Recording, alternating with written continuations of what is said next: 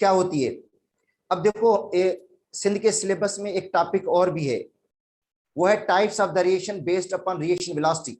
ये बहुत अहम टॉपिक था, मगर इनके अंदर कोई इसका मतलब वो जो है ना ऊपर हेडिंग नहीं है, मगर इसके अंदर वो रिएक्शंस का जिक्र जरूर है कि भाई ये स्लो हैं, ये फास्ट हैं, ये मॉडरेट हैं।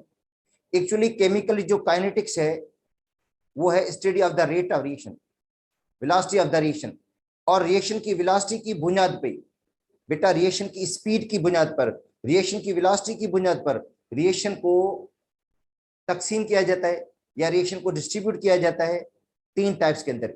एक है स्लो रिएक्शन, एक होते हैं फास्ट रिएक्शन जिसको इंस्टेंटेनियस रिएक्शन भी कहा जाता है, एक होते हैं मॉडरेट रिएक्शन।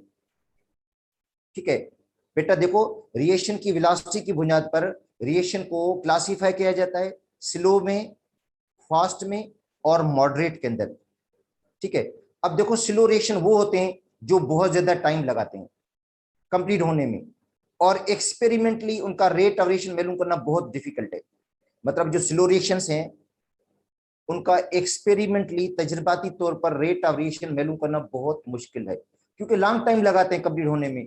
जैसे rusting of iron slow process है, ये नोट कर दो, हमारी बुक सिंध के सिलेबस में लिखा हुआ है, और ये चीजें आप भी सकती हैं बेटा। छोटी छोटी चीजें तो अब आ रही हैं पेपर के अंदर, वो इतना कोई लंबी स्टेटमेंट भी नहीं है, छोटी स्मॉलेस्ट छोटी सी स्टेटमेंट है। तो rusting of iron slow process है। ठीक है, ये नोट कर दो, रस्टिंग ऑफ आयरन सिंध के सिलेबस में लिखा हुआ है। इसके अंदर भी जो चीजें आपको ये इस तरह की मिले वो नोट कर दिया गया, उसके ऊपर अंडरलाइन कर दो नीचे जो चीजें हैं उनको। तो rusting of iron slow process है। Formation of diamond in the earth crust from coal, coal से जो डायमंड बनता है जमीन के तह में, वो भी स्लो प्रोसेस है। और रेडियोएक्टिविटी जो है स्लो प्रोसेस है, जो रेडिएशंस निकलते हैं एलिमेंट्स में से, ये भी स्लो प्रोसेस है। ठीक है, और इनका रेट एक्सपेरिमेंटली मालूम करना बहुत मुश्किल हो जाता है। अब आते हैं फास्ट रिएक्शंस पे। अच्छा, तो फास्ट रिएक्शन इतने फास्ट होते हैं, they are completed in 10⁻⁻6 second, मतलब माइक्रो सेकंड के अंदर कंप्लीट हो जाते हैं ये। देखो माइक्रो सेकंड के अंदर ये रिएक्शन क्या हो जाते हैं, कंप्लीट हो जाते हैं। इन रिएक्शन की एक्सपेरिमेंटली वेलोसिटी मालूम करना भी बहुत मुश्किल है, क्योंकि बहुत ही स्लो है, ओ बहुत ही फास्ट है, सॉरी स्लो नहीं, बहुत ही फास्ट है, जो माइक्रो सेकंड के अंदर कंप्लीट हो जाते हैं। तो उनका भी एक्सपेरिमेंटल रेट मालूम करना या वेलोसिटी मालूम करना बहुत मुश्किल है। ऐसे रिएक्शन को कहते हैं इंस्टेंटेनियस रिएक्शंस, या लम्हे के अंदर हो जाते हैं। अच्छा, कौन से रिएक्शन हैं ये? Neutralisation reaction. बेटा न्यूट्रलाइजेशन जो रिएक्शन है, न्यूट्रलाइजेशन रिएक्शन एसिड और बेस के दरमियान होता है, साल्ट और वाटर बनता है। एसिड और बेस मिलकर क्या बनाते हैं, साल्ट और वाटर। या आयनिक स्पीशीज के दरमियान जो रिएक्शंस होते हैं, ionic species, AgNO3 plus NaCl, AgCl बन जाता है, NaNO3 बन जाता है, ये भी फास्ट रिएक्शन है। ठीक है, ये दोनों रिएक्शन बुक में मेंशन किए गए हैं सिंध के सिलेबस में, याद कर लो, जरूरी है, क्योंकि ये चीजें आ सकती हैं बेटा। दूसरे बुक्स में भी ये चीजें मेंशन की गई हैं। ठीक है, ये याद करना जरूरी है कि न्यूट्रलाइजेशन रिएक्शन फास्ट रिएक्शन है, और जो AgCl बन जाता है, ठीक है, AgCl बनता है, AgNO3 और NaCl से प्रेसिपिटेशन बन जाती है, ये भी बहुत फास्ट रिएक्शन है। ठीक है, एक्सपेरिमेंटली इनकी वेलोसिटी मालूम करना भी बहुत मुश्किल है। अब बात है मॉडरेट रिएक्शन से। अच्छा बेटा, मॉडरेट रिएक्शंस वो होते हैं जो, ठीक है, दरमियाना टाइम लगाते हैं कंप्लीट होने में। ठीक है, 1 से 2 घंटे लगाते हैं, या दरमियान मतलब उनकी एक्सपेरिमेंटली वेलोसिटी मालूम करना पॉसिबल है। इस रिएक्शन की एक्सपेरिमेंटली रेट ऑफ रिएक्शन मालूम करना पॉसिबल है लेबोरेटरी के अंदर। इनके रेट को आप मेजर कर सकते हैं लेबोरेटरी में। जैसे ईस्टर की हम हाइड्रोलाइसिस करते हैं, ठीक है, एसिडिक मीडियम में, बेटा ईस्टर की हाइड्रोलाइसिस होती है एसिडिक मीडियम में, तो इनका रेट भी मेजर हो सकता है, एक्सपेरिमेंटली मेजर कर सकते हैं इसके रेट को। अच्छा, इसके अलावा सक्रोज की हाइड्रोलाइसिस होती है, हाइड्रोलाइसिस ऑफ सक्रोज, इसका रेट भी आप एक्सपेरिमेंटली मेजर कर सकते हैं। ठीक है, तो ये, इसके अलावा इस बुक को पढ़ें आप लोग, इसके अंदर मूवमेंट ऑफ द मसल्स लिखा हुआ है, फोटोग्राफी लिखा हुआ है, ये भी मॉडरेट रिएक्शंस में आ जाते हैं इसके अंदर, उनके फेडरल की बुक में। तो फेडरल की बुक को लाइन बाय लाइन पढ़ोगे तो उसमें भी पता चल जाएगा कि किस रिएक्शन को उन्होंने मॉडरेट लिखा है, किसको उन्होंने स्लो लिखा, वो भी याद कर लो, क्योंकि लाइनें बुक की आ रही हैं, तो इस हिसाब से कोई और भी चीज दे सकते हैं जो उसके अंदर मौजूद होगी। अच्छा, अब क्वेश्चन ये अराइज होता है कि why some reactions are slow and others are fast. ये क्यों हो रहा है कि कुछ रिएक्शन स्लो हैं और कुछ फास्ट हैं? तो उसका जो रीजन है वो है एक्टिवेशन एनर्जी।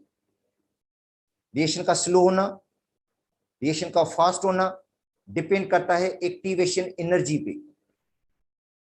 अब आते हैं एक्टिवेशन एनर्जी है क्या, और उसके अंदर कौन कौन सी और एनर्जीज इस्तेमाल होती हैं जिनका कंसेप्ट जरूरी है।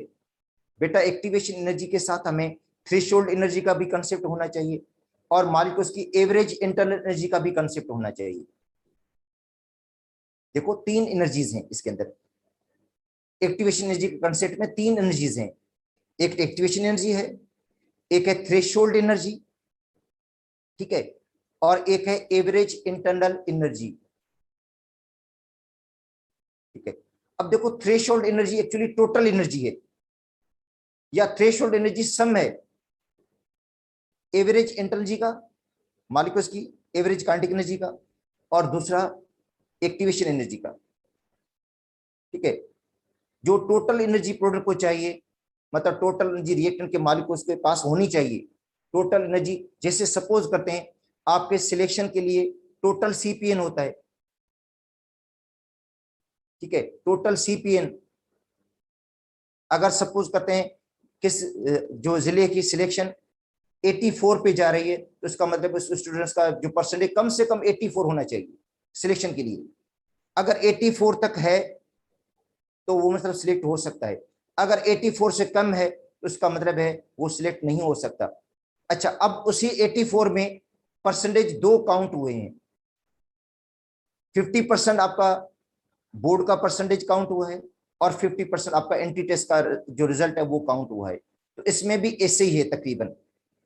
जो थ्रेशोल्ड एनर्जी है वो बेटा टोटल एनर्जी है, या थ्रेशोल्ड एनर्जी वो एनर्जी है जो मॉलिक्यूल के पास होनी चाहिए प्रोडक्ट बनाने के लिए। अब आते हैं इसी पे। कोलियन की थ्योरी कहती है कि जब रिएक्टेंट के मॉलिक्यूल्स कोलाइड होते हैं, जब रिएक्टेंट के मॉलिक्यूल्स आपस में टकराते हैं तो प्रोडक्ट बनता है। मतलब प्रोडक्ट तब बनेगा जब रिएक्टेंट के मॉलिक्यूल्स आपस में कोलाइड होते हैं, ठीक है। अब उनमें एक फैक्टर इस्तेमाल होता है कोलियन फ्रीक्वेंसी। बेटा, कोलियन फ्रीक्वेंसी का मतलब है number of collisions, number of collisions, number of collisions per second per unit volume, उसको कहते हैं कोलियन फ्रीक्वेंसी। अगर कोलियन फ्रीक्वेंसी ज्यादा होगी तो रेट ऑफ रिएक्शन ज्यादा होगा, स्पीड ऑफ द रिएक्शन ज्यादा होगा, क्योंकि बेटा ज्यादा मॉलिक्यूल्स कोलाइड होंगे, ज्यादा मॉलिक्यूल्स कोलाइड होंगे तो चांसेस होगी ज्यादा प्रोडक्ट बन सकता है। मगर एक चीज और भी है इसके अंदर, सारी कोलियंस इफेक्टिव नहीं होती कि मॉलिक्यूल्स कोलाइड हो और सब प्रोडक्ट में तब्दील हो, ऐसा नहीं है। मतलब मॉलिक्यूल्स कोलाइड हो और सारे के सारे मॉलिक्यूल्स जो है वो प्रोडक्ट बना लें, ऐसा पॉसिबल ही नहीं है। अब ऐसा तो वही देखो कि सारे स्टूडेंट्स टेस्ट दें सबके सब सिलेक्ट हो जाएं, ये तो पॉसिबल ही नहीं है। सिलेक्ट वही होंगे जिनका एक जो है ना परसेंटेज जो होगा, मतलब उसी रेंज के अंदर आएगा। मतलब सिलेक्शन की एक रेंज रखी गई है जिले की, अगर वो मिनिमम 84 है तो इसका मतलब जिनका 84 से ज्यादा परसेंटेज होगा, या 84 या उसके ज्यादा परसेंटेज होगा, वही सिलेक्ट हो सकते हैं। 84 से कम वाले नहीं हो सकते, उनको दोबारा इंप्रूव करना पड़ेगा। तो इसमें भी ऐसा ही है, जो मॉलिक्यूल्स कोलाइड होते हैं, कोलियन सक्सेसफुल होती हैं उन्हीं मॉलिक्यूल्स की जिनकी एनर्जी कम से कम थ्रेशोल्ड के बराबर होगी। अब देखें, दो मॉलिक्यूल्स कोलाइड हुए और कोलियन सक्सेसफुल हुई, उनसे प्रोडक्ट बना, तो प्रोडक्ट उन्हीं कोलियन से बनेगा। वही मॉलिक्यूल्स प्रोडक्ट बनाने के अहल होंगे, वही मॉलिक्यूल्स प्रोडक्ट बनाने के काबिल होंगे जिनकी एनर्जी कम से कम थ्रेशोल्ड के बराबर होगी। वो मॉलिक्यूल्स प्रोडक्ट बना सकते हैं, और अगर एनर्जी उससे कम होगी तो मॉलिक्यूल्स कोलाइड तो होंगे मगर वो कोलियन इफेक्टिव नहीं होंगे, क्योंकि उनके पास वो एनर्जी नहीं है जो प्रोडक्ट बनाने के लिए चाहिए। तो ये मैंने डेफिनेशन लिखी है, मगर ये बाद में डेफिनेशन पे आते हैं, पहले उस चीज को समझो उसके बाद डेफिनेशन पे आते हैं।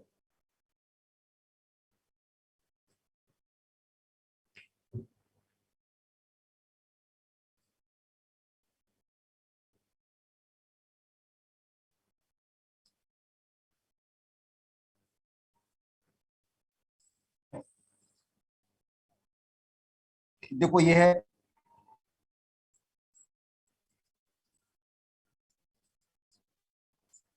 प्रोग्रेस ऑफ रिएक्शन, रिएक्शन की प्रोग्रेस, और ये एनर्जी।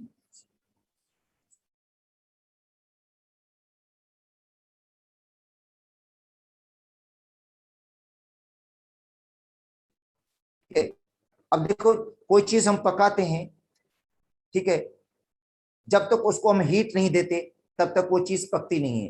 हाँ, किसी चीज को हमें हीट कम देनी पड़ती है, किसी को हमें ज्यादा देनी पड़ती है, किसी को ज्यादा पकाने की जरूरत पड़ती है, किसी को थोड़ा पकाएंगे, थोड़ी हीट देते हैं तो वो चीज बन जाती है। तो ऐसे रिएक्शन में भी, ऐसे रिएक्शन में भी ऐसा ही है कि रिएक्शंस के पास अपनी एवरेज इंटरनल एनर्जी है। ये एवरेज इंटरनल एनर्जी होगी इनकी, ये है एवरेज इंटरनल एनर्जी जो उनके पास मौजूद है।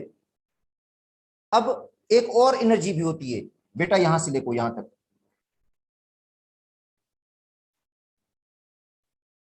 ये एनर्जी है, इस एनर्जी को कहते हैं थ्रेशोल्ड एनर्जी। क्या कहते हैं? थ्रेशोल्ड एनर्जी है ये।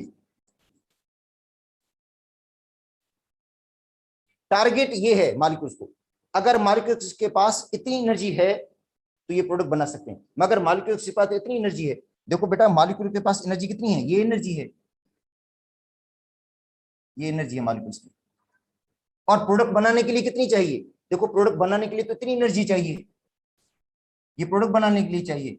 इसका मतलब रिएक्टेंट के पास तो एनर्जी कम है, रिएक्टेंट जो है उनके पास एनर्जी तो कम है, जितनी प्रोडक्ट बनाने के लिए चाहिए उतनी तो नहीं है। अब उनको एक्स्ट्रा एनर्जी गेन करनी पड़ेगी, एक्स्ट्रा एनर्जी गेन करनी पड़ेगी। उनको हम हीट देंगे, हीट देने से क्या होगा, ये जो मालिक्यूल्स है वो एनर्जी गेन करेंगे, इनकी एनर्जी बढ़ेगी और बढ़कर थ्रेशोल्ड के बराबर हो जाएगी, तब जाकर प्रोडक्ट बनेगा। तो यहाँ पे एक्टिवेटेड कॉम्प्लेक्स बनेगा। देखो बेटा ये मालिक्यूल्स की एवरेज एनर्जी है, मगर ये कम है, ये प्रोडक्ट बनाने के लिए काफी नहीं है। अब मालिक्यूल्स को और एक्स्ट्रा एनर्जी गेन करनी पड़ेगी। देखो ये एनर्जी गेन कर रहे हैं मालिक्यूल्स, ये देखो गेन करके यहां पे पहुंचे। यहां पे पहुंचने से क्या हुआ, अब इनके पास इतनी एनर्जी हो गई है कि ये प्रोडक्ट बनाने के काबिल हो गए हैं। एक्टिवेटेड कॉम्प्लेक्स बना लेंगे, क्या बनाएंगे, ये यहां पे पहुंचने के बाद ये बनाएंगे एक्टिवेटेड कॉम्प्लेक्स।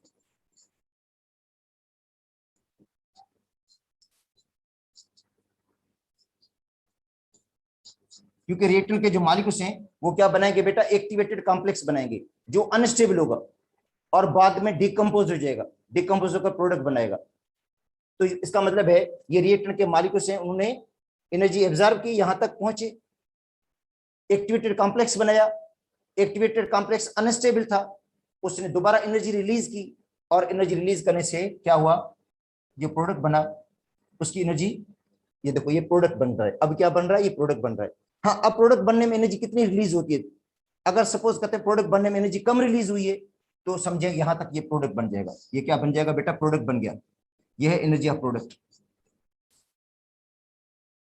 इसका मतलब है ये जो एनर्जी एब्जॉर्ब हुई है वो ज्यादा हुई है, ये जो एनर्जी एब्जॉर्ब हुई है बेटा, ये एनर्जी एब्जॉर्ब हुई है, इस एनर्जी को हम कहते हैं थ्रेशोल्ड एनर्जी। ये जो एनर्जी है ना, और थोड़ी इस एनर्जी को हम क्या कहेंगे, एक्टिवेशन एनर्जी। बेटा ये जो एनर्जी है ना यहां तक, इस एनर्जी को हम क्या कहेंगे,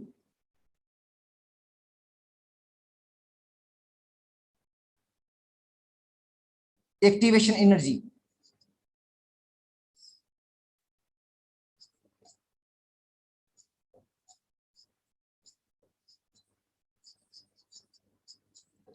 क्योंकि मालिक्यूल्स के, रिएक्टेंट के मालिक्यूल्स ने एनर्जी गेन की है, यहां से लेकर यहां तक एनर्जी गेन की है उन्होंने, रिएक्टेंट के मालिक्यूल्स ने। इस एनर्जी को हम कहते हैं एक्टिवेशन एनर्जी। उसके बाद वो एनर्जी गेन करने के बाद मालिक्यूल एक्टिवेट हो गए, एक्टिवेट कॉम्प्लेक्स बनाया, और एक्टिवेट कॉम्प्लेक्स बनने के बाद एनर्जी दोबारा क्या हुई है, रिलीज हुई है प्रोडक्ट की। और मगर अब देखो हिसाब किताब करो कि एनर्जी एब्जॉर्ब ज्यादा हुई है, एब्जॉर्ब क्या हुई है बेटा, ज्यादा हुई है, मगर रिलीज कम हुई है। और ये देखो प्रोडक्ट की एंथैल्पी है बेटा, यहां से लेकर यहां तक देखो ये प्रोडक्ट की एंथैल्पी है, एंथैल्पी ऑफ प्रोडक्ट। और ये क्या है, एंथैल्पी ऑफ रिएक्टेंट। इसका मतलब प्रोडक्ट की एंथैल्पी ज्यादा है रिएक्टेंट से, रिएक्शन एंडोथर्मिक हो जाएगा। रिएक्शन क्या हो जाएगा, एंडोथर्मिक होगा।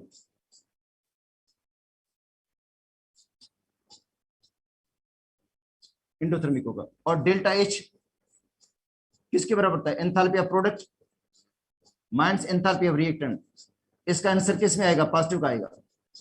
क्यों बेटा पॉजिटिव का आता है, क्योंकि देखो प्रोडक्ट की एंथैल्पी ज्यादा है। ये प्रोडक्ट है ना बेटा, ये यहां से लेकर यहां तक प्रोडक्ट की एंथैल्पी है जो ज्यादा है, और ये रिएक्टेंट की एंथैल्पी है जो कम है, तो आंसर किसका आएगा, पॉजिटिव का आएगा। एंडोथर्मिक रिएक्शन है। तो बेटा एक्टिवेशन एनर्जी है कि मिनिमम एनर्जी रिएक्टेंट के मॉलिक्यूल्स को चाहिए। देखो minimum amount of energy required to reactant molecules, because reactant molecules having average intensity is less than the threshold energy. This excess energy is known as activation energy. अब देखो reactant के molecules को इजाफी energy चाहिए क्योंकि उनके पास energy है। सबको कहते हैं रिएक्टेंट के मॉलिक्यूल्स के पास 80 जूल एनर्जी है और प्रोडक्ट बनाने के लिए चाहिए 100 जूल, तो इसका मतलब 20 जूल का तो गैप है बीच में। देखो ये सपोज करते हैं इस तरह है,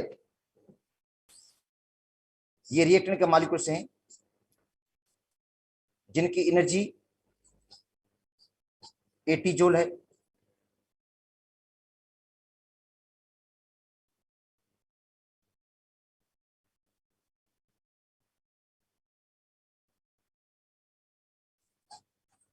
एटी जूल। और ये जो थ्रेशोल्ड एनर्जी है यहाँ पे बेटा थ्रेशोल्ड एनर्जी,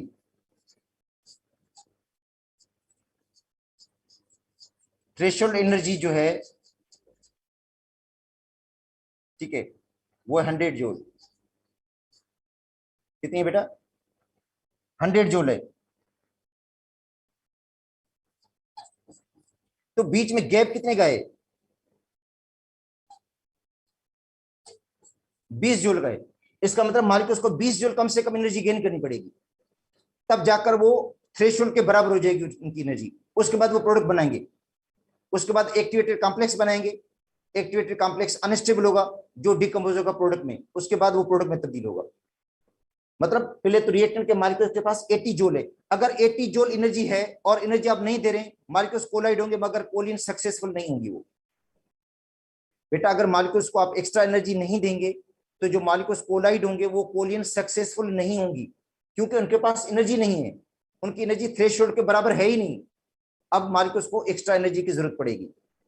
जब एक्स्ट्रा एनर्जी देंगे तो मॉलिक्यूल एक्टिवेटेड हो जाएंगे, एक्टिवेटेड कॉम्प्लेक्स बनाएंगे और वो एनर्जी उतनी गेन कर देंगे जो थ्रेशोल्ड के बराबर है। मतलब उनको 20 जूल एनर्जी मिल गई, 20 जूल के बाद उनकी टोटल एनर्जी 100 जूल होगी। उसके बाद वो प्रोडक्ट बना लेंगे, उसके बाद वो क्या बनाएंगे, प्रोडक्ट बना लेंगे।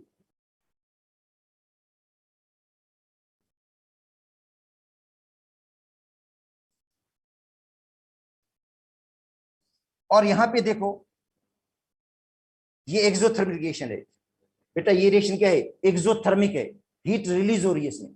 इसमें देखो हीट रिलीज हुई है, ज्यादा हीट रिलीज हुई है। अब देखो ये एब्जॉर्ब हो रही है, यहां से लेकर यहां तक ये एब्जॉर्ब हुई है, मगर जो रिलीज हुई है वो ज्यादा हुई है। एब्जॉर्ब कम हुई है, देखो यहां से लेकर यहां तक ये एब्जॉर्ब हुई, और ये क्या हुई है, रिलीज हुई है हीट। और यहाँ पे देखो रिलीज इतनी ज्यादा नहीं हुई है, यहां तक ये देखो एब्जॉर्ब हुई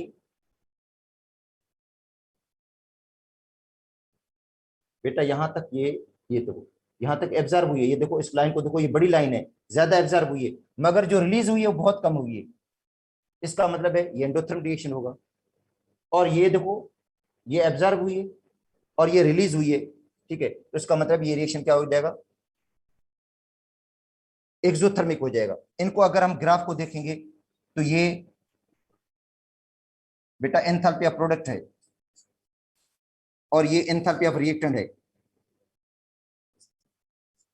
आप देख लो, एंथैल्पी ऑफ प्रोडक्ट कम है और एंथैल्पी ऑफ रिएक्टेंट ज्यादा है, ठीक है, तो ये एक्सोथर्मिक रिएक्शन हो जाएगा। ये रिएक्शन कौन सा हो जाएगा, एक्सोथर्मिक होगा। और डेल्टा एच बराबर है enthalpy of product minus enthalpy of reactant, ठीक है। प्रोडक्ट की एंथैल्पी कम है और रिएक्टेंट की एंथैल्पी क्या है, ज्यादा है, तो आंसर क्या आएगा, नेगेटिव आएगा।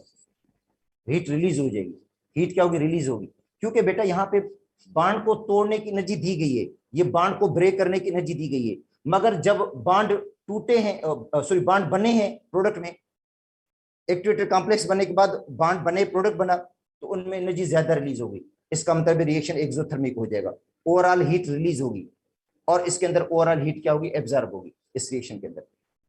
तो ये देखो, यही एक्टिवेशन एनर्जी है कि रिएक्टेंट के जो मॉलिक्यूल्स हैं उनको एक्स्ट्रा एनर्जी की जरूरत पड़ती है, एडिशनल एनर्जी की जरूरत पड़ती है, उस एडिशनल एनर्जी को हम क्या कहते हैं, एक्टिवेशन एनर्जी कहते हैं।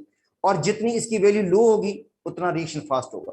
बेटा जितनी एक्टिवेशन एनर्जी की वैल्यू लो होगी उतना रिएक्शन क्या होगा, फास्ट होगा, क्योंकि उसको थोड़ी एनर्जी की जरूरत पड़ेगी, मॉलिक्यूल्स को थोड़ी एनर्जी की जरूरत पड़ेगी, थोड़ा हीट देने से वो प्रोडक्ट बना लेंगे।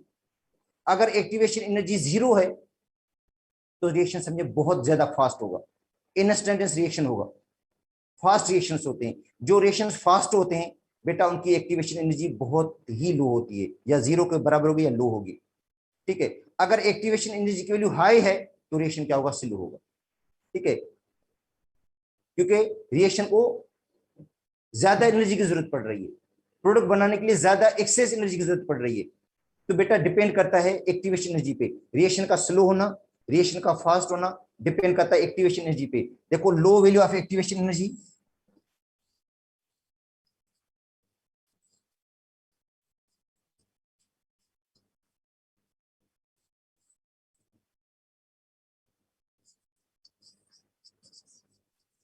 अगर एक्टिवेशन एनर्जी वैल्यू लो है तो रिएक्शन क्या होगा, फास्ट होगा। अच्छा, वैल्यू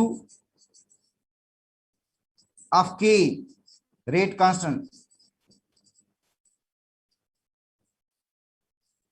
लार्ज होगी, बेटा के की लार्ज होगी, ये जो रेट कांस्टेंट होगा उसकी वैल्यू लार्ज होगी। अगर वैल्यू एक्टिवेशन एनर्जी की लो है रिएक्शन फास्ट होगा,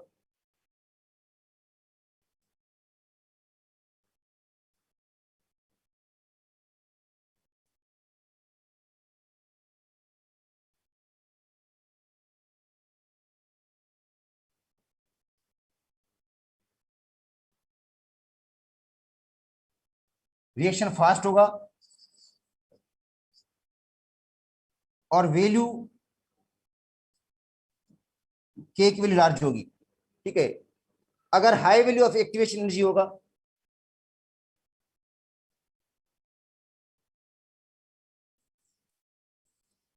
देखो बेटा high value of activation energy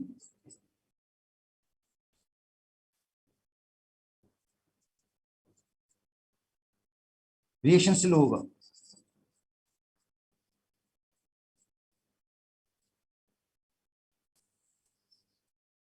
reaction बेटा स्लो होगा। अच्छा, वैल्यू ऑफ के स्मॉल,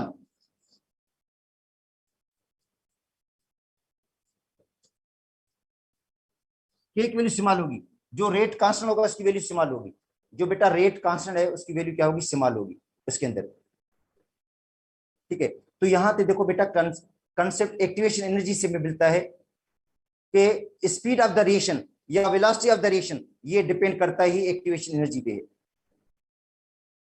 ठीक है।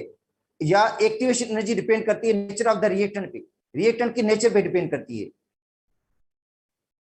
ठीक है, या उनकी कोलियन पे डिपेंड करती है, ओरिएंटेशन उनकी जो कोलियन है वो किस तरह कोलाइड हो रहे हैं मॉलिक्यूल्स, क्योंकि वो कोलियन इफेक्टिव है या नहीं है, ठीक है। अगर ओरिएंटेशन उनकी सही होगी, इफेक्टिव कोलियन होगी तो ज्यादा प्रोडक्ट बनेगा, रिएक्शन फास्ट होगा। अगर एक्टिवेशन एनर्जी की वैल्यू लो है और प्रॉपर तरीके से कोलियन हो रही है उनमें, प्रॉपर कोलियन, अगर उनकी प्रॉपर ओरिएंटेशन नहीं होगी, प्रॉपर तरीके से कोलियन नहीं होगी, मॉलिक्यूल्स कोलाइड हो रहे हैं मगर प्रॉपर तरीके से जैसे कोलाइड हो प्रोडक्ट बने, अगर इस तरह कोलाइड नहीं हो रहे तो इसका मतलब प्रोडक्ट नहीं बनेगा, वो कोलियन भी इफेक्टिव नहीं होगी जब तक उनके पास प्रॉपर ओरिएंटेशन नहीं होगी, प्रॉपरली वो ओरिएंट होकर आपस में कंबाइन नहीं होते हैं, तब तक उनमें से प्रोडक्ट नहीं बनता है। तो इसका मतलब है मॉलिक्यूल्स वही प्रोडक्ट बना सकते हैं जिनके पास रिक्वायर्ड एनर्जी होगी, जिनके पास एक्टिवेशन एनर्जी होगी, ठीक है, और उनके पास प्रॉपर कोलियन होगी, वही मॉलिक्यूल्स प्रोडक्ट बना सकते हैं। और जितनी एक्टिवेशन एनर्जी की वैल्यू लो होगी उतना रिएक्शन फास्ट होगा। ठीक है, तो ये थोड़ा कंसेप्ट देना था आपको एक्टिवेशन एनर्जी के बारे में, ताकि आगे जो हम पढ़ेंगे जो factors which effect the rate of reaction में, वहां पे भी एक्टिवेशन एनर्जी आएगा। और यहाँ पे डेफिनेशन भी बेटा लिखी थी, इधर देखो, एक्टिवेशन एनर्जी और थ्रेशोल्ड एनर्जी। देखो थ्रेशोल्ड एनर्जी मैं आपको पहले बता देता हूं, ये टोटल एनर्जी है बेटा।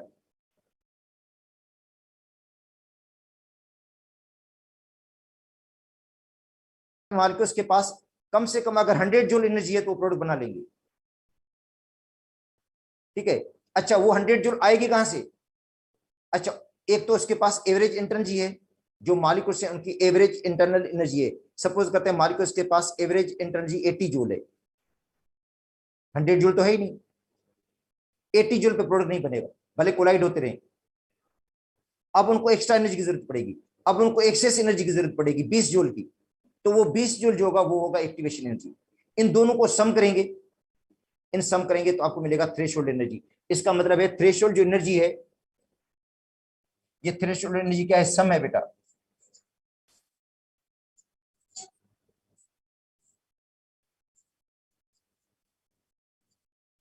सम है किसका? एक्टिवेशन एनर्जी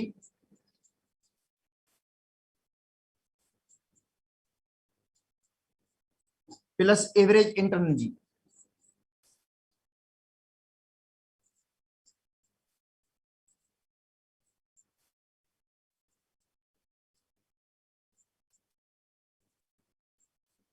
इन दोनों का बेटा सम है। ये जो थ्रेशोल्ड एनर्जी है वो सम है किसका? एक्टिवेशन एनर्जी का और एवरेज इंटरनल एनर्जी का। अगर आपको एक्टिवेशन एनर्जी निकालना है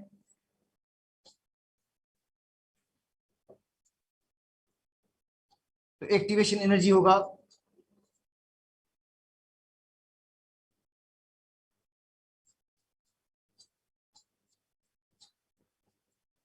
थ्रेशोल्ड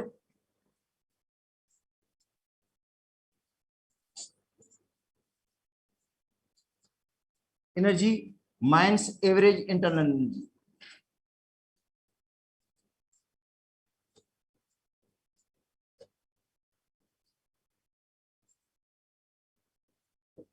बेटा थ्रेशोल्ड में से एवरेज एनर्जी क्या करेंगे? माइनस करेंगे। अगर सपोज करते हैं 100 में से 80 माइनस करेंगे, बाकी आएगा 20 जूल, तो 20 जूल क्या होगा? एक्टिवेशन एनर्जी है।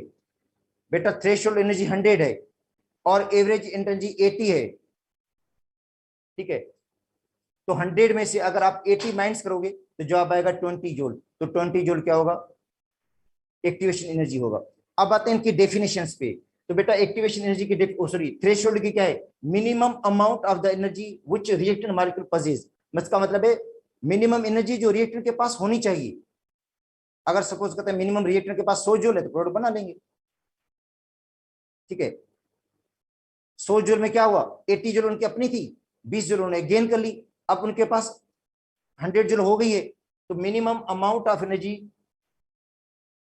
Which the colliding molecule possess, जो मॉलिक्यूल कोलाइड हो रहे हैं अगर उनके पास वो मिनिमम एनर्जी है, उनके पास जो मिनिमम एनर्जी है जो प्रोडक्ट बनाने के लिए चाहिए, अगर वो मौजूद है तो इसका मतलब है उनकी कोलियन सक्सेसफुल होंगी और वो प्रोडक्ट बना लेंगे। और उसी एनर्जी को हम क्या कहते हैं? थ्रेशोल्ड एनर्जी कहते हैं। ठीक है, मतलब minimum amount of energy which colliding molecules must possess to make chemical reaction to occur is known as threshold energy. अब आते हैं एक्टिवेशन एनर्जी क्या है बेटा? Minimum amount of energy in addition to average energy kinetic energy. क्योंकि minimum energy चाहिए मगर in addition to kinetic energy, मतलब जो काइनेटिक एनर्जी है उनके अलावा, काइनेटिक एनर्जी तो है उनके पास, अगर सपोज करते काइनेटिक एनर्जी 80 जूल है, उनके अलावा और कितनी चाहिए? और उनको चाहिए 20 जूल, 25 जूल, जितनी भी चाहिए, उसी एनर्जी को हम क्या कहेंगे? एक्टिवेशन एनर्जी कहते हैं। Which the reactant molecule must possess, जाहिर वो रिएक्टेंट के पास होगी ताकि उनकी कोलियन सक्सेसफुल होंगी, अदरवाइज उनकी कोलियन सक्सेसफुल नहीं होगी, प्रोडक्ट नहीं बनेगा। तो उसी एनर्जी को हम क्या कहते हैं? एक्टिवेशन एनर्जी कहते हैं। अच्छा, अब आते हैं बेटा उन टॉपिक पे जो हमने पढ़ना है, factors affecting the rate of reaction. जो फैक्टर्स हैं जो रेट ऑफ रिएक्शन को इफेक्ट करते हैं, फैक्टर्स जो रेट ऑफ रिएक्शन को क्या करते हैं, इफेक्ट करते हैं। उसके अलावा फिर उसका मैकेनिज्म को भी हम डिस्कस करेंगे, रिएक्शन का जो मैकेनिज्म है, क्योंकि ऑर्डर ऑफ द रिएक्शन जो है वो मैकेनिज्म पे डिपेंड करता है। ये पहले टॉपिक हम पढ़ लेंगे, उसके बाद ऑर्डर ऑफ रिएक्शन के हिसाब से मैकेनिज्म पे भी आएंगे।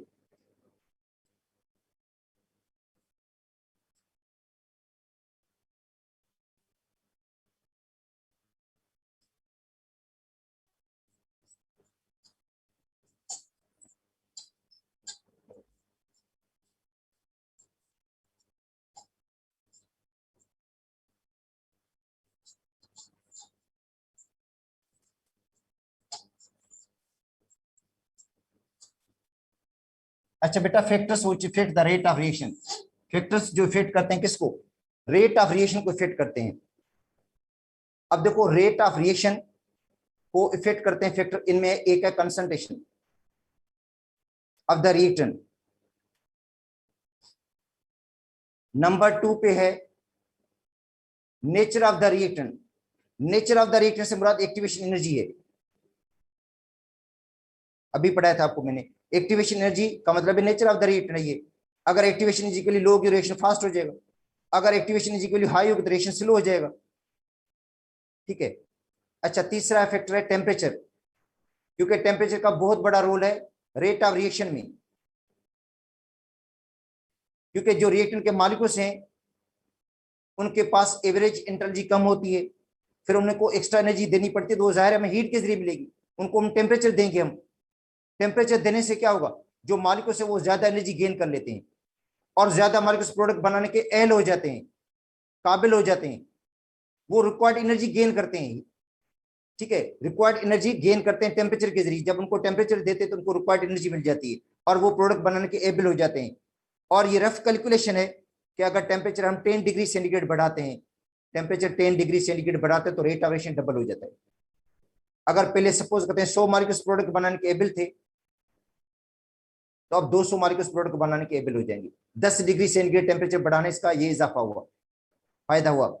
अगर टेम्परेचर और 10 बढ़ाएंगे तो 400 मॉलिक्यूल्स प्रोडक्ट बनाने के एबल होंगे। टेम्परेचर 10 और बढ़ाएंगे तो 800 मॉलिक्यूल्स प्रोडक्ट बनाने के एबल होंगे। टेम्परेचर 10 और बढ़ाएंगे तो 1600 मॉलिक्यूल्स होंगे जो प्रोडक्ट बनाने के एबल होंगे। इसका मतलब है रफ आइडिया, रफ कैलकुलेशन, एक एस्टिमेशन है, ठीक है, कि भाई टेम्परेचर 10 डिग्री सेंटीग्रेड बढ़ाने से रेट ऑफ रिएक्शन जो होता है वो डबल हो जाता है। तो ये टेम्परेचर का इफेक्ट हो गया, ठीक है। आगे पूरा पढ़ेंगे हम टेम्परेचर का इफेक्ट। अच्छा, उसके बाद है अच्छा presence of the catalyst, catalyst का भी इफेक्ट होता है। देखो catalyst is a chemical substance which alter the rate of reaction, जो रेट ऑफ रिएक्शन को अल्टर कर देता है, चेंज कर देता है, विदाउट कंज्यूम इटसेल्फ, खुद कंज्यूम नहीं होता। देखो जो कैटलिस्ट है खुद कंज्यूम नहीं होता है, मगर रेट ऑफ रिएक्शन को क्या करता है, चेंज कर देता है। कैटलिस्ट दो टाइप के होते हैं, एक होते हैं पॉजिटिव कैटलिस्ट, एक होते हैं नेगेटिव कैटलिस्ट। जो पॉजिटिव कैटलिस्ट है वो रेट ऑफ रिएक्शन को बढ़ाते हैं, और जब नेगेटिव कैटलिस्ट होते हैं वो रेट ऑफ रिएक्शन को कम कर देते हैं, रेट ऑफ रिएक्शन को डिक्रीज कर देते हैं, ठीक है। जो पॉजिटिव कैटलिस्ट है वो रिएक्शन को अल्टरनेट पाथ प्रोवाइड करते हैं। इसका मतलब है कैटलिस्ट रिएक्शन के पाथ को चेंज कर सकता है, कि जो कैटलिस्ट है वो रिएक्शन के पाथ को चेंज कर सकता है और रिएक्शन को ऐसे पाथ से लेकर जाएगा जिसकी एक्टिवेशन एनर्जी लो होगी। इसका मतलब जो पॉजिटिव कैटलिस्ट है वो एक्टिवेशन एनर्जी को लो करता है, और एक्टिवेशन एनर्जी लो होगी तो रिएक्शन वैसे भी फास्ट हो जाएगा। हर कैटलिस्ट की अपनी सलाहियत होती है, हर कैटलिस्ट की अपनी एबिलिटी है, उस हिसाब से वो एक्टिवेशन एनर्जी को लो करता है, ठीक है। अब उसके बाद आते हैं नेगेटिव कैटलिस्ट, ये एक्टिवेशन एनर्जी को लो नहीं करते, rather they reactant they combine with reactant molecules, ये कंबाइन हो जाते हैं रिएक्टेंट के मॉलिक्यूल्स के साथ और इफेक्टिव कोलिन को कम कर देते हैं। जो एक्टिव साइट्स होती हैं इनको बिला कर देते हैं, जो रिएक्टेंट की एक्टिव साइट्स हैं इनको बिला कर देते हैं और इफेक्टिव कोलिन को कम कर देते हैं, इसलिए रेट ऑफ रिएक्शन क्या हो जाता है, स्लो हो जाता है, ठीक है। उनमें एक ऑटो कैटलिस्ट भी आ जाता है, ठीक है, वो भी हम पढ़ेंगे आगे। इसके अलावा एंजाइम कैटलिस्ट हैं वो भी हम पढ़ेंगे इसके अंदर, ठीक है। अच्छा, उसके बाद है surface area of the reactant. बेटा रिएक्टेंट का सरफेस एरिया, देखो रिएक्टेंट का जो सरफेस एरिया है वो भी अहम रोल प्ले करता है रेट ऑफ रिएक्शन में। और ये सरफेस एरिया तभी रोल प्ले करता है जब दो रिएक्टेंट जो हों जिनकी डिफरेंट फिजिकल स्टेट हो, एक सॉलिड में हो एक लिक्विड में हो, ठीक है, तो उसमें सरफेस एरिया का बड़ा रोल हो जाता है, ठीक है। अब देखो जिंक है, जिंक सॉलिड में होता है, उसको रिएक्शन कराते हैं HCl के साथ, हाइड्रोक्लोरिक एसिड के साथ। ठीक है, जिंक और HCl का रिएक्शन, अगर जिंक पीस की सूरत में, टुकड़े की सूरत में, और HCl के साथ रिएक्शन स्लो होगा। अगर वही जिंक पाउडर फॉर्म में होगा, पाउडर्ड जो जिंक होगा वो HCl के साथ क्विकली रिएक्ट करेगा। कैल्शियम कार्बोनेट अगर पाउडर फॉर्म में है तो उसका रेट ऑफ रिएक्शन क्या होगा, ज्यादा होगा HCl के साथ, HCl के साथ क्विकली रिएक्ट करेगा। अगर सपोज करते हैं वो जो है पीस की सूरत में तो उसका रिएक्शन कम होगा। अब HCl में भी यही होता है कि अगर HCl डाइल्यूटेड है तो बेटा वो मार्बर के साथ रिएक्ट करेगा मगर स्लोली करेगा। अगर HCl कंसंट्रेटेड है तो जाहिर उसका रेट ऑफ रिएक्शन बढ़ जाएगा, क्योंकि रेट ऑफ रिएक्शन डिपेंड करता है कंसंट्रेशन के डायरेक्टली प्रोपोर्शनल है। जितनी हाइड्रोक्लोरिक एसिड की कंसंट्रेशन ज्यादा होगी उतना रेट ऑफ रिएक्शन भी ज्यादा होगा। ठीक है, अब आते हैं इस पे। अच्छा, इसके अलावा पानी जो होता है, पानी जब फर्श पर गिर जाता है तो जल्दी इवापोरेट हो जाता है, क्योंकि फर्श का सरफेस एरिया लार्जर है। लार्जर सरफेस एरिया की वजह से वो रेडिली इवापोरेट हो गया। अगर उतना ही पानी गिलास या कप के अंदर पड़ा रहेगा तो इवापोरेट नहीं होगा, क्योंकि सरफेस एरिया गिलास का या कप का छोटा कम होता है और फर्श का सरफेस एरिया ज्यादा है, इसलिए रेट ऑफ इवापोरेशन भी क्या होगा, ज्यादा होगा उसका। इसका मतलब रेट ऑफ रिएक्शन जो है वो डिपेंड करता है सरफेस एरिया पे भी। ठीक है, मेडिकल पॉइंट ऑफ व्यू से देखो, जो हम टेबलेट्स यूज करते हैं वो इतना जल्दी फायदा नहीं करती हैं, उसकी जगह पे जो हम पाउडर इस्तेमाल करते हैं, मेडिसिन सपोज करते हैं राइजिक या दूसरी जो मेडिसिन होती है पाउडर फॉर्म में होती हैं, उनको जब हम पानी के अंदर डिजॉल्व करके पी लेते हैं तो वो जल्दी रिलीफ दे देती हैं। उसकी जगह पे अगर हम कैप्सूल यूज करते हैं तो वो इतना जल्दी रिलीफ नहीं देते, क्योंकि वो जल्दी उतने डिजॉल्व नहीं होते हैं, उसी स्पीड से डिजॉल्व नहीं होते हैं, उसी स्पीड से रिएक्ट नहीं करते हैं जिस स्पीड से वो जो उनका जो पाउडर फॉर्म होता है वो रिएक्ट करता है। उसके बाद है बेटा रेडिएशंस। रेडिएशंस का मतलब है कि कुछ रिएक्शंस ऐसे होते हैं जो सनलाइट की मौजूदगी में होते हैं, उनको कहते हैं फोटोकेमिकल रिएक्शंस। और फोटोकेमिकल रिएक्शन जो होते हैं जीरो ऑर्डर होते हैं। रेट ऑफ रिएक्शन जो होता है कंसंट्रेशन में डिपेंड नहीं करता। जैसे H2 और Cl2 मिलकर हाइड्रोक्लोरिक एसिड बना लेते हैं, HCl बन जाता है, H2 और Cl2 मिलकर HCl बनता है, तो HCl जीरो ऑर्डर है। इन रिएक्शन को एक्टिवेशन एनर्जी सनलाइट से मिलती है। बेटा ये जो रिएक्शंस हैं उनको जो एक्टिवेशन एनर्जी मिलती है वो सनलाइट से मिलती है। सनलाइट उनको एक्टिवेशन एनर्जी प्रोवाइड करता है। सनलाइट जो होता है वो मॉलिक्यूल को डिसोसिएट कर लेता है, और ये जो रिएक्शन है फ्री रेडिकल रिएक्शन हो जाते हैं। जैसे H2 और Cl2 का रिएक्शन भी फ्री रेडिकल रिएक्शन है। मीथेन और क्लोरीन का रिएक्शन भी फ्री रेडिकल रिएक्शन होता है। फ्री रेडिकल्स बनते हैं जो रिएक्शन को आगे प्रोसीड करते हैं। फ्री रेडिकल चेन रिएक्शन होता है, फ्री रेडिकल चेन रिएक्शन इनमें होता है, मीथेन में भी, मीथेन और क्लोरीन के दरमियान भी, और हाइड्रोजन और क्लोरीन के दरमियान भी फ्री रेडिकल चेन रिएक्शन होता है, और ये जीरो ऑर्डर रिएक्शन है। ठीक है, तो ये फैक्टर्स हैं जो इफेक्ट करते हैं रेट ऑफ रिएक्शन को। तो बेटा पहले आते हैं कंसंट्रेशन पे।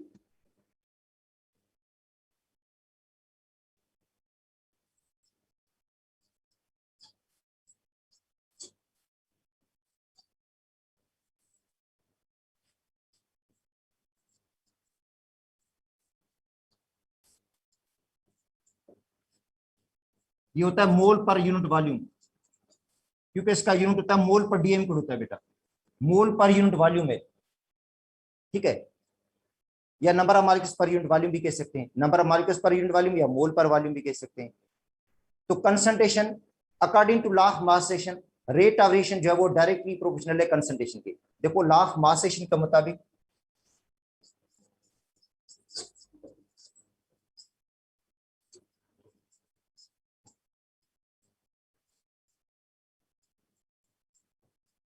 देखो according to law of mass action rate of reaction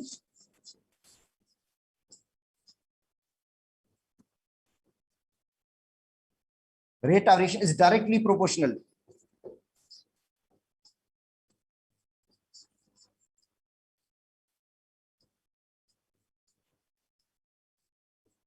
to the product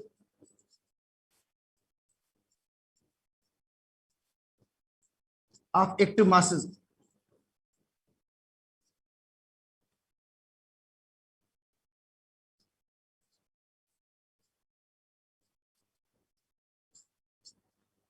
of reactant। अब एक्टिव मास का मतलब है मोलर कंसंट्रेशन।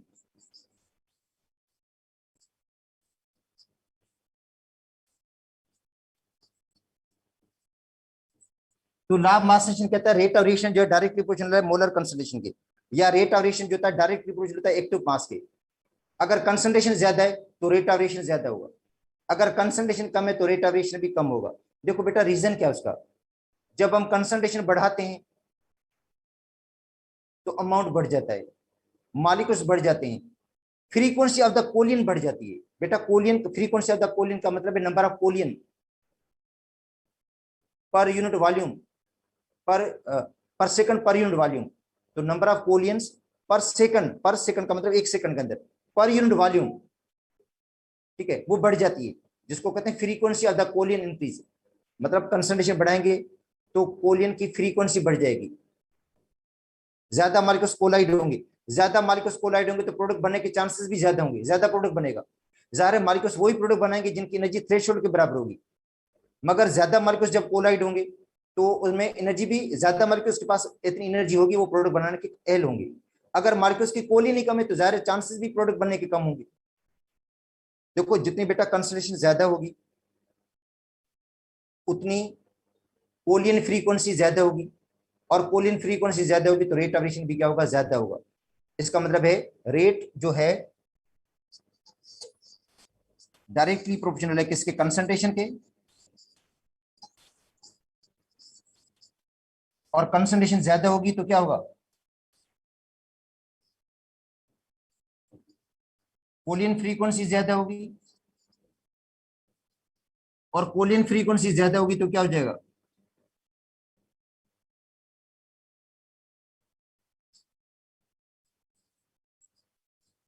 रेट भी ज्यादा हो जाएगा। ठीक है,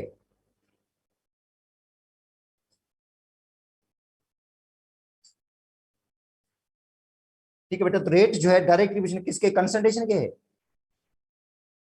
और कंसंट्रेशन डायरेक्ट प्रोपोर्शन किसके है, कंसंट्रेशन ज्यादा होगी तो फ्रीक्वेंसी कोलियन बढ़ जाएगी, और कोलियन बढ़ेगी तो प्रोडक्ट भी बढ़ेगा। ठीक है, डायरेक्टली प्रोपोर्शनल कह सकते हैं।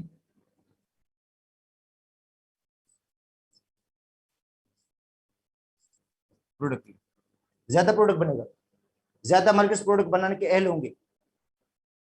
और यहां से कंसेप्ट ऑर्डर ऑफ रिएक्शन का भी आ जाता है जो आपको मैं पहले पढ़ा चुका हूं। बेटा इसका मतलब है कि जितनी कंसंट्रेशन बढ़ाएंगे मॉलिक्यूल्स की क्राउडिंग बढ़ेगी, ज्यादा क्राउड होगा मॉलिक्यूल्स का तो उनकी कोलियन होगी, और उनसे क्या बनेगा, प्रोडक्ट बनेगा। सपोज करते हैं, देखो ए, एक मॉलिक्यूल है A2, दूसरा मॉलिक्यूल है B2, A2 और B2 मिलकर क्या बनाते हैं, एक प्रोडक्ट बनाते हैं AB। ठीक है, अब देखो A का बॉन्ड है A के साथ, प्लस B का बॉन्ड है B के साथ। देखो A का सिंगल बॉन्ड A के साथ, B का सिंगल बॉन्ड B के साथ, ये आपस में कोलाइड होंगे, और कोलाइड होने से एक्टिवेटेड कॉम्प्लेक्स बनता है। जब ये मॉलिक्यूल्स कोलाइड होते हैं, कोलिन की थ्योरी कहती है कि इनका एक्टिवेटेड कॉम्प्लेक्स बनता है। जब मॉलिक्यूल्स दो कोलाइड होंगे तो एक्टिवेटेड कॉम्प्लेक्स बनेगा जो एक इंटरमीडिएट होगा। ठीक है, और एक्टिवेटेड कॉम्प्लेक्स की एनर्जी थ्रेशोल्ड के बराबर होगी और वो प्रोडक्ट बना लेगा। क्योंकि अगर एनर्जी थ्रेशोल्ड के बराबर नहीं है तो वैसे भी प्रोडक्ट नहीं बनेगा, मगर प्रॉपर कोलियन भी होनी चाहिए, प्रॉपर ओरिएंटेशन भी होनी चाहिए। बेटा प्रॉपर ओरिएंटेशन अगर होगी तभी जाकर प्रोडक्ट बनेगा।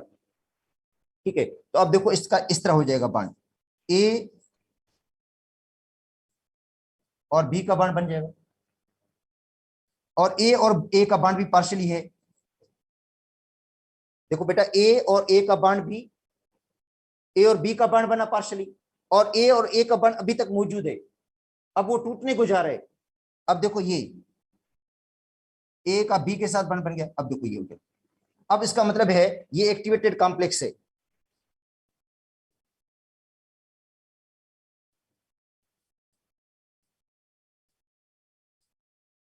बेटा एक्टिवेटेड कॉम्प्लेक्स बता रहा है कि अब ये बांड क्या हो रहा है, ब्रेक होने जा रहा है ए और ए का दरमियान, और ये बांड बनने जा रहा है।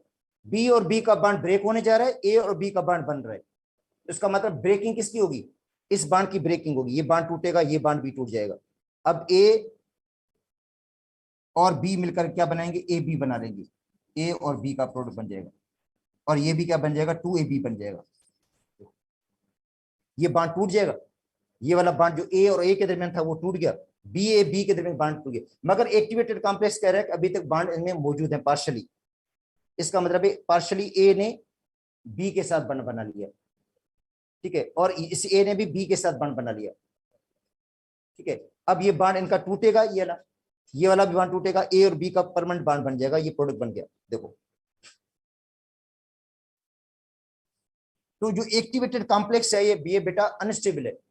जो एक्टिवेटेड कॉम्प्लेक्स होता है वो अनस्टेबल है और ये फाइनल प्रोडक्ट में तब्दील हो जाएगा। तो ये है कंसंट्रेशन का रोल, ठीक है, in the rate of reaction, कि जितनी ज्यादा कंसंट्रेशन लेंगे रेट ऑफ रिएक्शन भी उतना बढ़ेगा, डायरेक्टली प्रोपोर्शनल है रेट ऑफ रिएक्शन के।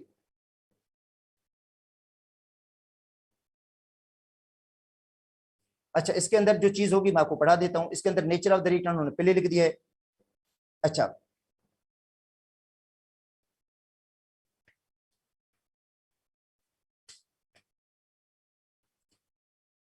तो ये कह रहा है कंसंट्रेशन ऑफ द रिएक्टेंट के हवाले से बेटा पेज नंबर 200 पे रीडिंग भी करवा देता हूं। Concentration of the reactant, higher the concentration of acid rain. बेटा एसिड रेन पड़ती है और जो एसिड रेन है उसका सबब नॉन मेटल ऑक्साइड है। जो नॉन मेटल ऑक्साइड होते हैं ना एयर के अंदर, कार्बन डाइऑक्साइड, देखो कार्बन डाइऑक्साइड है ये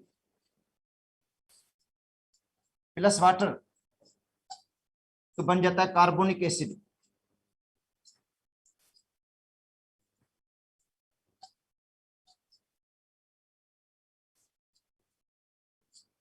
ये समझिए एसिड रेन है, ठीक है।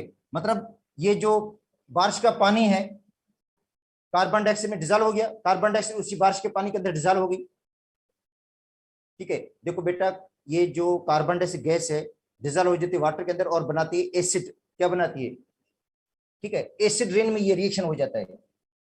अच्छा, ऐसे सल्फर डाइऑक्साइड गैस है वाटर के अंदर डिजॉल्व हो जाती है और बनाती है H2SO3,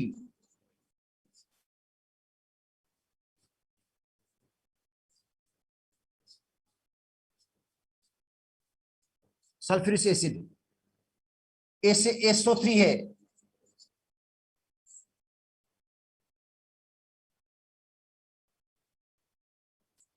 प्लस वाटर H2SO4 बन जाता है।